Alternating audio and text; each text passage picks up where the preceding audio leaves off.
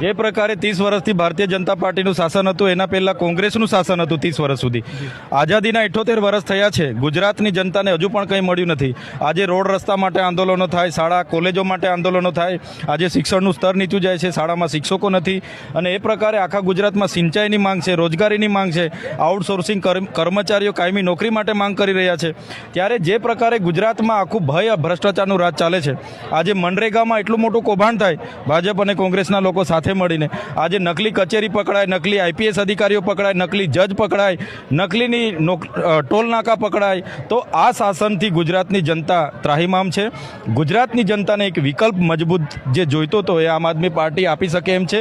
ત્યારે આપણા માધ્યમથી ગુજરાતના તમામ યુવાનોને અમે અપીલ કરીએ છીએ, એ ચાહે કોઈ પાર્ટીમાં હોય કે પાર્ટીમાં ન પણ હોય, સૌ સાથે મળીને આપણે આવનારા દિવસોમાં ગુજરાતમાં પરિવર્તન લાવીએ.